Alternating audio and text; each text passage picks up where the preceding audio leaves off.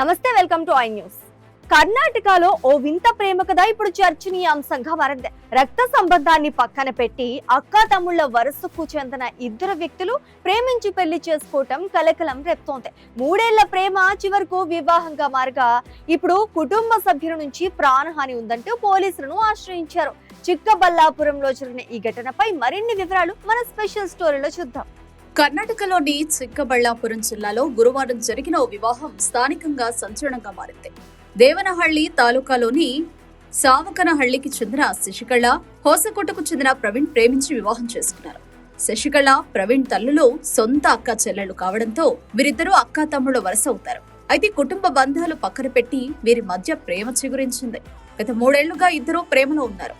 ఇదిలా ఉండగా శశికళ కుటుంబ సభ్యులు ఆమెకు మరో యువకుడితో వివాహం నిశ్చయించారు. పెళ్లి పత్రికలు కూడా పంచుతున్న సమయంలో శశికళ తన ప్రియుడు ప్రవీణ్ తో కలిసి అంగట్ట గ్రామంలోని ఈశ్వరస్వామి ఆలయంలో వివాహం చేసుకుంది.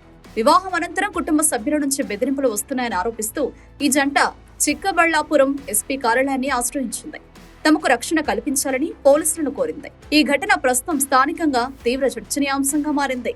రక్త సంబంధాల మధ్య జరిగిన ఈ ప్రేమ వివాహం ఇప్పుడు కర్ణాటకలో హాట్ టాపిక్ గా మారింది. కుటుంబ సంప్రదాయాలు ఒకవైపు, ప్రేమ మరోవైపు నిలిచిన ఈ ఘటనపై స్థానికంగా భిన్నాభిప్రాయాలు వ్యక్తమవుతున్నాయి.